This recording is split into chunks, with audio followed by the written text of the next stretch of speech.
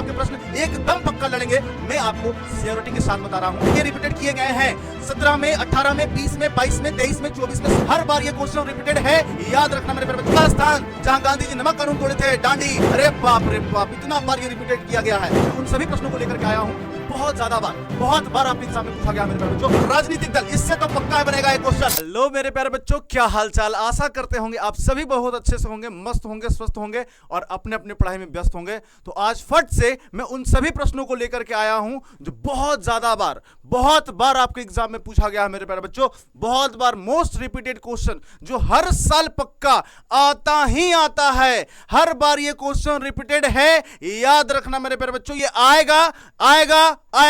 ये सबसे ज्यादा वायरल प्रश्न है और ये लिक्ड भी है, इसलिए मैं इनको लिक्ड भी कर रहा हूं। ये आपके प्रश्न में आने वाले हैं आपके पेपर में, तो आप इन सारे प्रश्न को एक बार जरूर देख करके अपने एग्जाम में जाना मेरे प्यारे बच्चों। यहां से आपके प्रश्न एकदम पक्का लड़ेंगे, मैं आपको सियोरिटी के साथ बता रहा हूं, ये पक्का आपके एग्जाम में आएंगे। तो फटाफट से हम वीडियो को स्टार्ट करते हैं और देखते हैं कि कौन कौन से ऐसे प्रश्न हैं जो बार बार आपके एग्जाम में आए गए हैं मेरे प्यारे बच्चों। तो आइए हम देखते हैं। सबसे पहले हम हिस्ट्री से शुरू करेंगे कि हिस्ट्री में कौन से ऐसे प्रश्न हैं जो हर बार आपके एग्जाम में आए हैं। तो सबसे पहला प्रश्न है जर्मनी का एकीकरण देखो। जर्मनी का एकीकरण देखो मेरे प्यारे बच्चों, कितने बार ये रिपीटेड किए गए हैं। 17 में, 18 में, 20 में, 22 में, 23 में, 24 में सबसे ज्यादा रिपीटेड प्रश्न है जर्मनी का एकीकरण। जर्मनी के एकीकरण की प्रक्रिया ये हर बार एग्जाम में आया गया है मेरे प्यारे बच्चों। तो एक बार इस प्रश्न को आप देख करके जाना। उसके बाद सेकंड प्रश्न जो है असहयोग आंदोलन से प्रश्न पूछता है कि गांधी जी ने असहयोग आंदोलन को शुरू क्यों किया था और इसे उन्हें स्थगित क्यों कर दिया गया था। इससे रिलेटेड प्रश्न हर बार पूछे 18, 19, 20, 21, 23। तो मोस्ट रिपीटेड है कि भैया ये 26 में भी आएगा ही आएगा। नेक्स्ट प्रश्न क्या है 1929 की आर्थिक मंदी। ये भी 1929 की आर्थिक मंदी का भारत या विश्व पर क्या प्रभाव पड़ा था, यह भी बहुत बार रिपीटेड क्वेश्चन है। यह भी 17, 19, 20, 22, 23, 24 में आया है मेरे प्यारे बच्चों। नेक्स्ट जो आपका है वो आपका है सत्याग्रह पर गांधी जी के विचार। सत्याग्रह से गांधी जी का क्या तात्पर्य था, सत्याग्रह का मतलब क्या होता है, सत्य के लिए आग्रह करना होता है। 18, 20, 22, 23 में पूछा गया है। इतने रिपीटेड क्वेश्चन मैं आपके लिए लेकर के आ रहा हूं, आप इनको एग्जाम से पहले देख करके जाना। एक बार आप प्लीज एग्जाम से पहले देख के जाना मेरे प्यारे बच्चों, ये आपके लिए बहुत ज्यादा इंपॉर्टेंट क्वेश्चंस हैं। अगला है आपका इटली का एकीकरण। जैसे जर्मनी का एकीकरण आपके लिए बहुत ज्यादा इंपॉर्टेंट है, उसी प्रकार से इटली का एकीकरण आपके लिए इंपॉर्टेंट है। 17, 19, 22, 24 में पूछा गया है मेरे बच्चों। उसके बाद भूगोल से मैं आपके लिए प्रश्न लेकर के आया हूं।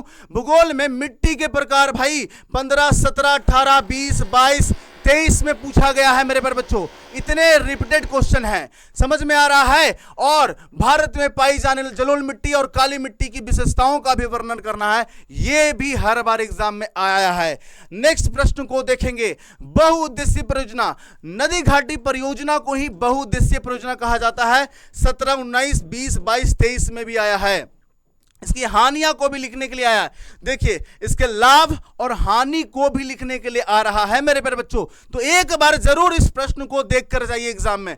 कृषि के फसल से चावल या गेहूं की खेती के लिए उपयुक्त भौगोलिक दशाएं, एक बार आएगा ही आएगा। मैंने आपको पढ़ा रखा है कि किसी भी चावल या गेहूं की भौगोलिक दशाएं आती ही आती हैं।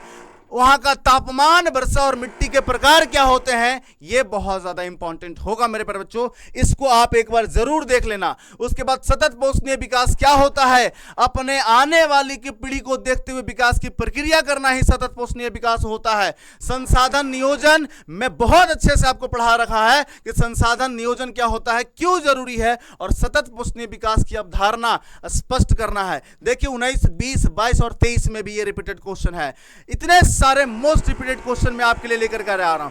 और सिविक्स से मैं आपके लिए रिपीटेड क्वेश्चन लेकर के आया हूं, सत्ता की साझेदारी। सत्ता की साझेदारी लोकतंत्र की आत्मा है। क्यों पावर का डिस्ट्रीब्यूशन किया जाता है, क्यों केंद्र सरकार, राज्य सरकार और ग्राम पंचायत को बनाया जाता है। और यह भी बहुत बार आया गया प्रश्न है, 18, 20, 22, 23, 24, इतनी बार यह प्रश्न को रिपीटेड किया जा रहा है। एक बार इस प्रश्न को देख करके चले जाओ मेरे प्यारे बच्चों, आपके एग्जाम में डायरेक्ट लड़ जाएगा, आपके एग्जाम में डायरेक्ट लड़ जाएगा, मैं गारंटी देता हूं। उसके बाद संघवाद, फेडरलिज्म क्या होता है? भारत एक संघीय व्यवस्था वाला देश है। इसकी किन्हीं 4 विशेषताओं को लिखिए। 17, 19, 20, 22, 23 में बाप रे बाप इतना बार ये रिपीट किया गया है। आप भी इसको देख के जाओ, समझ में आ रहा है मेरे प्यारे बच्चों। अगला देखो, राजनीतिक दल, इससे तो पक्का है बनेगा एक क्वेश्चन। लोकतंत्र में राजनीतिक दलों की आवश्यकता क्यों होती है और उसके क्या काम होते हैं?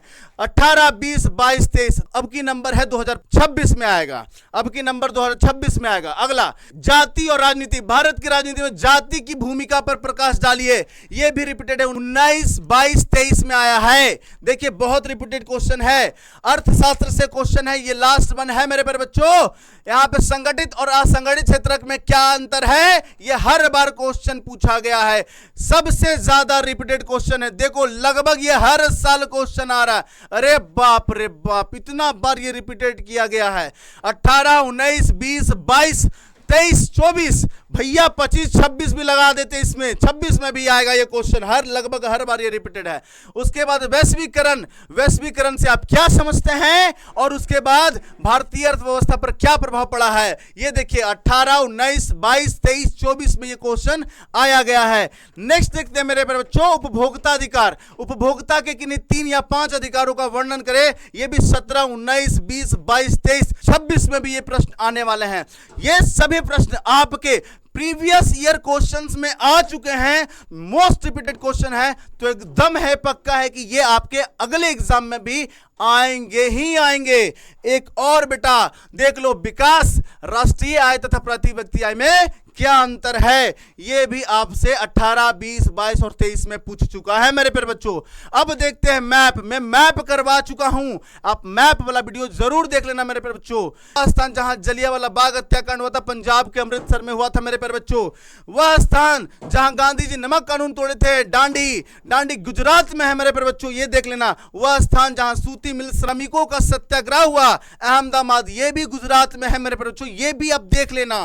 क्लियर है? अब देखो, यूपी की राजधानी लखनऊ, किसी एक परमाणु ऊर्जा नरोरा, ये भी यूपी में है मेरे प्यारे बच्चों, ये भी पूछा गया है। उसके बाद भारत की एक प्रमुख बांध का भाखड़ा नंगल या हीराकुंड, भाखड़ा नंगल या हीराकुंड, भाखड़ा नंगल या हीराकुंड को दर्शाना होगा मैप वाले वर्ग में। तो ये थे आपके बहुत बहुत बहुत ज्यादा रिपीटेड क्वेश्चन। आई होप आप इसको एग्जाम से पहले देख करके जाओगे एग्जाम में और सारा का सारा गर्दा उड़ा के आओगे। आप सभी को आपके एग्जाम के लिए बेस्ट ऑफ लक मेरे प्यारे बच्चों। Thank you so much. Target board UP high school से जुड़ने के लिए आपको दिल से धन्यवाद।